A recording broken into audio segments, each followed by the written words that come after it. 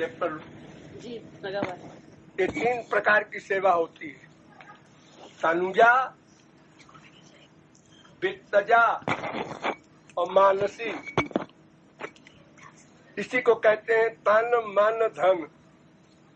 तनुजा माने शरीर संबंधी, वित्तजा माने धन संबंधी, और मानसी मन से चिंतन करना गुरु का, भगवान का। तो ये 3 सेवा होती है। तो तत्सिद्ध्यै तनु वित्तजा, मानसी सबसे बड़ी है, मन से चिंतन करना। लेकिन उसकी सिद्धि के लिए जो हमारा मिथ्या अहंकार आदि है, या ममता है पैसे में और मिथ्या अहंकार है शरीर में, इन दोनों चीजों को मिटाने के लिए तत्सिद्ध्यै, मानसी सेवा, मानसी उपासना की सिद्धि के लिए तनुजा और वित्तजा यानी तन और धन से सेवा करनी होती है। जहां अधिक आसक्ति हो, यच्चाति प्रियमात्मना तत्तन निवेदयेन मह्यम।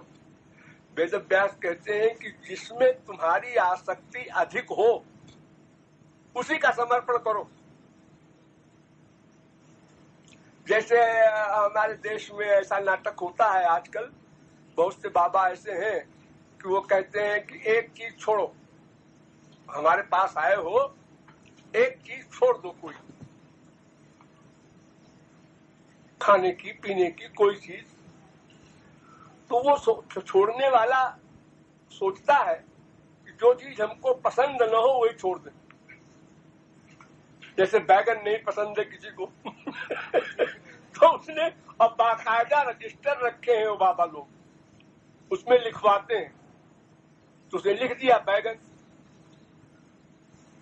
तो ये तो कोई छोड़ना नहीं हुआ। जिसमें तुम्हारा अटैचमेंट है उसको छोड़ो उसका समर्पण करो। तो संपूर्ण विश्व का सबसे बड़ा अधिक अटैचमेंट धन में है, पैसे में है। क्योंकि जितनी भी चीजें और हैं वो सब पैसे से आती हैं, इसलिए पैसे में आसक्ति सबसे अधिक होती है लोगों की। इसलिए उस आसक्ति को हटा करके परमार्थ बनाने के लिए मैं कुछ शर्त लगा देता हूं कि तुम लोग ऐसे मक्कार हो, सेवा तो करोगे नहीं अपने आप तो कुछ शर्त लगा दो तो इस बहाने सेवा हो जाएगी, तुम्हारी बात बन जाएगी। अधिकम जो विमन्ये तो सस्तेनो दंडमर्रति। जितने से तुम्हारा शरीर का व्यवहार चल जाए, खाना पीना कपड़ा, वो भी लिमिट में।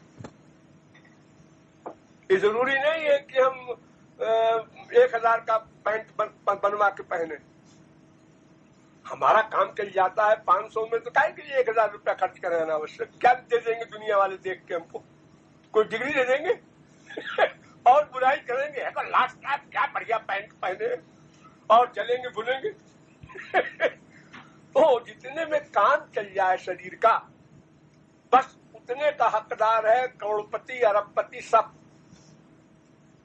और अगर कहता है नहीं जी ये तो मेरा सब है, मैं चाहे जो कुछ करूं, तो कर लो 4 दिन, उसके बाद मरोगे तो इनकम टैक्स वाले जैसे जुर्माना करते हैं ऐसे दंड मिलेगा। सामान जब्त, दंड अलग। अरे मरने पर सामान जब्त हो ही जाएगा, तुम तो जाओगे शरीर छोड़ के परास्मृता, मानसी सेवा सर्वश्रेष्ठ। क्योंकि किसी का शरीर सेवा लायक नहीं है, नहीं सेवा कर सकता, या बहुत दूर है, तो अब वो कैसे सेवा करे गुरु की? हमेशा साथ नहीं रह सकता। तो इसलिए, और वित्त धन जो है वो सबके पास है ही नहीं। है का मतलब ज्यादा नहीं सबके पास। किसी को 1000 रुपया देने में मुश्किल पड़ती है और कोई 1 लाख दे सकता है। तो अलग अलग क्लास है ना, उसी के हिसाब से दान होता है। तो इसलिए मेन तो है मानसी सबके लिए कंपलसरी। अब जो शरीर से कर सकता हो जहां तक वो करे, ढंग से जहां तक कर सकता हो करे, उसमें शर्त नहीं है कि इतना करना हो। लेकिन गुरु शर्त लगा देता है इसलिए कि अभी तुम्हारी आसक्ति अधिक है। जैसे छोटे बच्चे को माँ बाप उसका सिर पकड़ के और पैर पर डालते हैं, प्रणाम करो, तो बेचारा कहता है क्यों कर रहे हैं ऐसा हमारे सिर को पकड़ करके मंदिर में या किसी गुरु जी के चरणों में। लेकिन जब बड़ा होता है तब समझता है अरे ये मतलब था इसका। पहले हाथ पकड़ करके किसी का काका काका लिखाया जाता है, उसके बाद वो अपने आप लिखने लगता है। प्रारंभ में जबरदस्ती काम किया जाता है ईश्वरीय, क्योंकि उसमें अटैचमेंट तो है नहीं अभी। जबरदस्ती डांट के मन को, अरे राधे राधे कर रहे हैं 15 मिनट से रूप ध्यान बनता नहीं, हटाओ। अरे हटाओ नहीं, लगे रहो। 10 मिनट नहीं बना 11वें मिनट में बनेगा, 15वें मिनट में बनेगा, लगे रहो, छोड़ो मत, मन की मत चलने दो, तुम भी जिद कर लो, तब काम बनेगा। और अगर हार मान लिया मन से, अरे भाई देखो ऐसा है कि ऐसा है कि बस तो हो गया, बस बैठ गए, न तनुजा सेवा कर सकोगे, न वित्तजा, न मानसी। सब जाएगी। इसको स्वभाव तो नहीं कहते, लेकिन हैबिट तो कहते ही है। हैबिट, आदत ऐसी जो हमारी बनाई हुई, उसको हैबिट कहते हैं। और जो हमेशा से सदा से है और रहेगी वो नेचर। ये हमारा संसार का अटैचमेंट हैबिट है, ये नेचर नहीं है। नेचर अपनी जगह पर रहता है सदा, इसलिए जब संसार का सुख मिलता है तो नेचर कहता है हैबिट से कि नहीं नहीं ये नहीं है हमारा। आत्मा का सुख कुछ और होगा, हम जानते नहीं क्या है, लेकिन ये नहीं है, इतना बताए दे रहे हैं। तो फिर आगे बढ़ता है वो आदमी, लेकिन गलत एरिया में कि अभी हमारे ये है, ये इतना और हो जाए, इतना और हो जाए, और ये भी हो जाए, वो भी हो जाए तो सुख मिल जाएगा। ये जो मन बुद्धि बिगड़े हुए हैं, इनका डिसीजन तमाम जन्मों का गलत हो चुका है, इसलिए आकर्षण अधिक होता है। नंबर 2, ये मन बुद्धि का निर्माण माया से हुआ है। तो परांच खान व्यकृत स्वयंभू, वेद कहता है कि भगवान ने इंद्रियों को यानी मन को जो बनाया है तो बहिर्मुखी बना दिया, बाहर के विषयों में नेचुरल भागती है। अब एक तो हैबिट और एक तो माया की बनी हुई, इसलिए जिद करके ही कोई व्यक्ति इन पर विजय पा सकता है। जैसे एक समय ऐसा है जब हमारा मन भगवान का कीर्तन करने के लिए, गुरु जी के दर्शन के लिए व्याकुल है, ये तो ठीक है। एक समय ऐसा है कि हम चाहते हैं फिर भी मन नहीं लग रहा। तो जब हम चाहते हैं और मन नहीं लग रहा है तो उसी समय का आपका परिश्रम साधना है, और जो अपने आप लग गया उसमें आप पे क्या कमाल है। वो तो भगवत कृपा समझो, संस्कार समझो, गुरु कृपा समझो। लेकिन जब न लगे, गड़बड़ करे, और उस समय तुम उसको दबाओ मन को, नहीं ऐसा करना पड़ेगा, चलो रूप ध्यान करो, चलो प्रेम रस मजराई पढ़ो, प्रेम रस सिद्धांत पढ़ो, हम तुमको इसी एरिया में लगाए रहेंगे, छोड़ेंगे नहीं तुम्हारा पीछा। तो वो हैबिट जो है, विपरीत हैबिट से वो खत्म हो जाती है। कोई भी हैबिट हो, विपरीत हैबिट करो कुछ दिन, विपरीत व्यवहार करो कुछ दिन, तो तत्स्वरूप हो जाता है मन। पैदा होते ही कोई शराबी नहीं होता, पैदा होते ही कोई खराब आदमी नहीं होता, झूठ नहीं बोलना आता किसी को, सब सीखता है लोगों से। वो हैबिट पड़ जाती है सीखते सीखते। तो उसको मिटाने के लिए फिर प्रैक्टिस करो तो हैबिट हो जाए उसकी उल्टी। लेकिन यही है कि लेबर है, परिश्रम है। जिस समय मन गड़बड़ करे उस समय परिश्रम पड़ेगा, दबाव डालना होगा उसको। जैसे साइकिल चलाते हो, मैदान में चल रहे हो, आराम से चलाए जा रहे हो, पैडल पे पैर रख करके, एकदम एक पुल आ गया, अब ऊंचाई है, तो तुमने देख लिया कि ऊंचाई है तो ज्यादा ताकत लगा रहे हो। अब अगर वहां तो हिम्मत हार जाओ तो उतर जाओ, साइकिल को पकड़ के और चढ़ो धीरे धीरे या वही बैठ जाओ कि भाई हम तो आगे नहीं जाएंगे। ऐसा भी होता, अरे भाई हमारे बस का नहीं है भगवत भक्ति वगैरह, नरक मिलेगा और काट जोड़ो दूर छोटी हार मान लिया गया।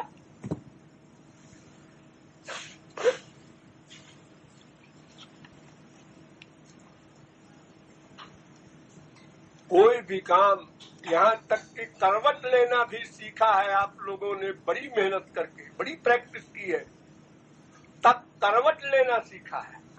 फिर बैठना सीखने में बड़ा परिश्रम पड़ा है।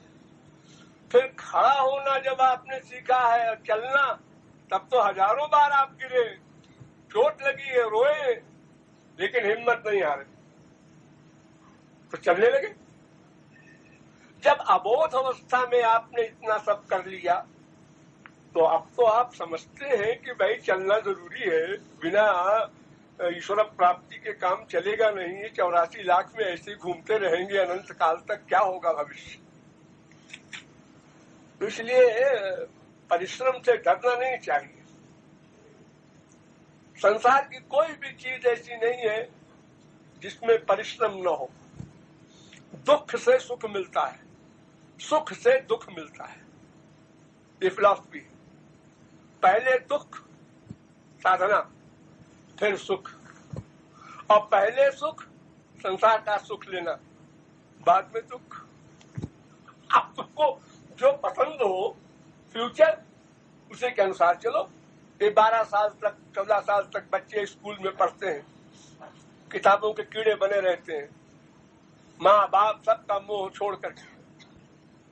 क्यों? फ्यूचर सोच करके। अरे भाई एमए हो जाएंगे तो फिर नौकरी मिल जाएगी, तो फिर तो भविष्य को सोच करके मनुष्य संसार में परिश्रम कर रहा है। एक प्राइम मिनिस्टर बन जाता है, वो जानता है प्राइम मिनिस्टर बनने में कितनी मुसीबतें आएंगी हमारे ऊपर। सही काम करेंगे तो भी लोग उंगली उठाएंगे, अखबार भी खिलाफ लिखेंगे, तमाम विरोधी पार्टी उपद्रव करेगी, लोग मार डालेंगे।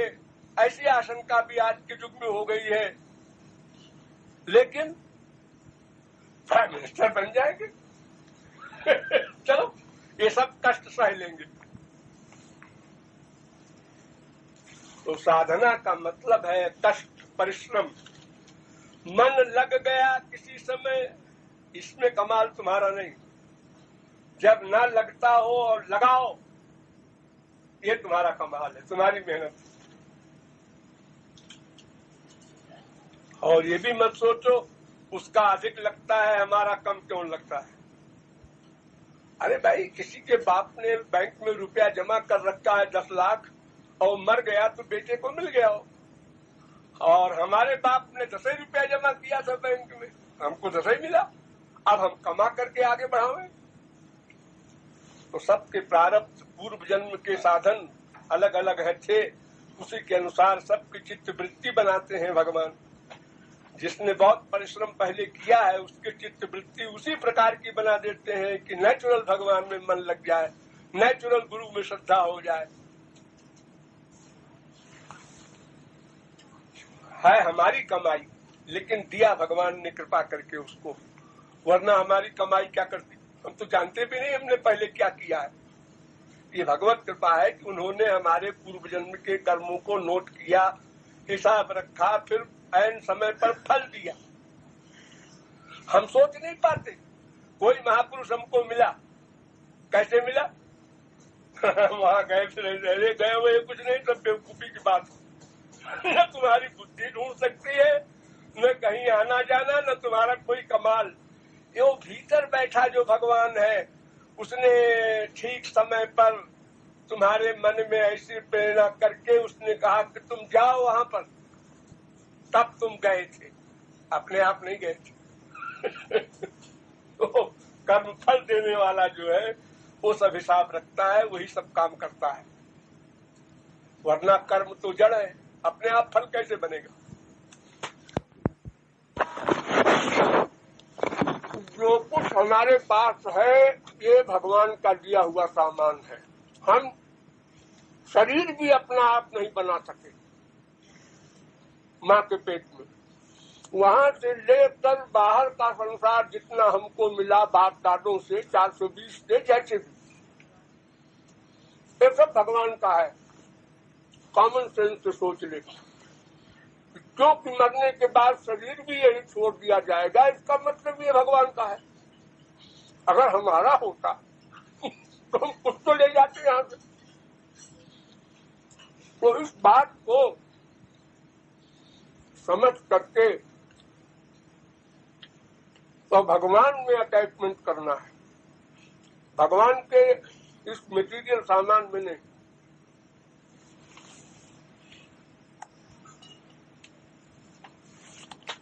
वो एक बार हम बोले थे कि रबिया एक बहुत बड़ी संत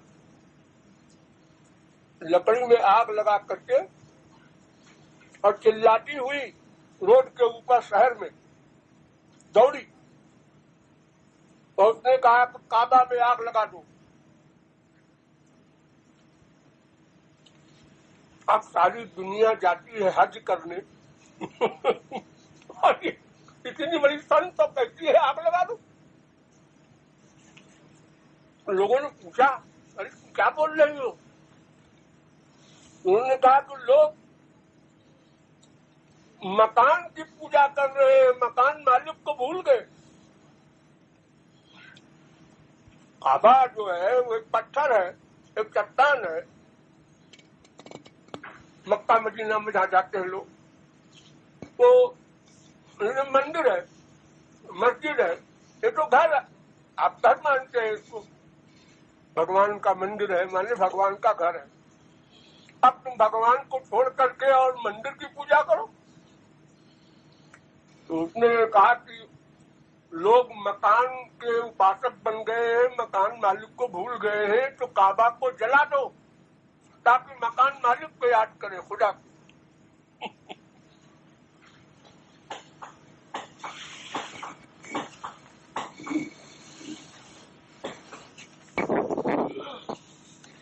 एक शिवली हुआ है संत सूफी, उसने लकड़ी के दोनों तरफ आग लगाया और वो भी इसी प्रकार चिल्लाना शुरू किया। उसने कहा कि लोग खुदा की इबादत करते हैं, भगवान की भक्ति करते हैं, लेकिन दो चीज के कारण, दो रीजन है। दोजख के डर से माने नरक के डर से, और बहिष्ठ के पाने की लालच से, स्वर्ग पाने की इच्छा से, और नरक के डर से। तो नरक और स्वर्ग में आग लगा दो तो भगवान की भक्ति निष्काम करे।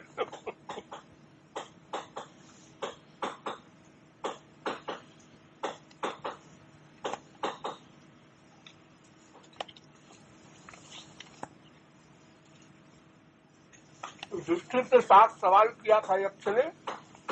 उसमें एक सवाल था किमाश्चर्यम, उन्होंने उत्तर दिया था अहन्यहानि भूतानि, जीव मर रहे हैं, शरीर छोड़ रहे हैं, बाकी लोग अपने को स्थिर मान रहे हैं। युधिष्ठिर ने उत्तर दिया था, अयक्ष ने मान भी लिया, हाँ ठीक है उत्तर, लेकिन मैं नहीं मानता। मैं इससे बड़ा आश्चर्य ये मानता हूं कि मनुष्य जानता है कि मैं आत्मा हूं, शरीर में, माँ के पेट में मेरा शरीर बना, और ये पेट में बना हुआ शरीर यही छोड़ना पड़ेगा। राजा रंग फकीर को ही हो, महापुरुष को भी।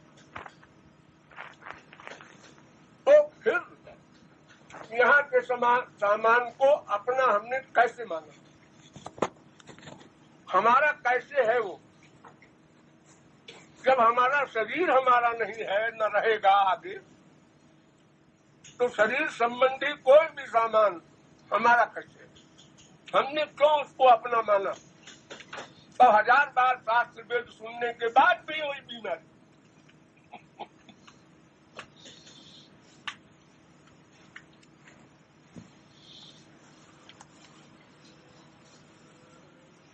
जैसे गुरु ने आज्ञा दिया तुम ये सेवा करो, अब विभोर नहीं हो गया तुरंत अगर, तो इसका मतलब तुमने नहीं समझा, अभी शरणागति भी नहीं समझा, संसार को भी नहीं समझा। अभी तुम्हारा संसार में इतना अटैचमेंट है कि गुरु की आज्ञा पर भी सोचने लगे ऐसी आज्ञा हुई है तो करना पड़ेगा ही, करना पड़ेगा ही। अरे मुझको अपना मान के, अधिकार मान के उन्होंने आज्ञा दी, जबकि ये मेरा नहीं है, मैं तो नंगा आया था और न मेरा रहेगा ये कदा भी जानता है। तो जब तक तत्व ज्ञान पक्का न हो जाए तब तक ये फीलिंग नहीं होती खुशी, एकदम खुशी।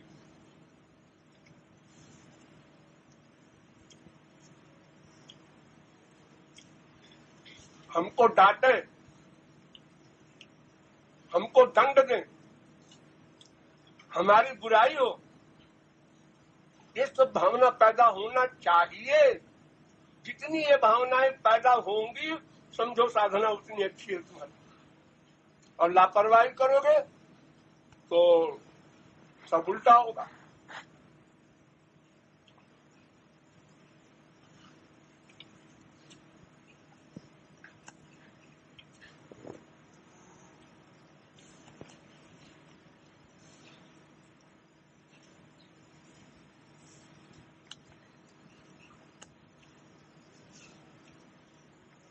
नेचुरल जो कुछ हो रहा है उसमें आश्चर्य नहीं करना चाहिए।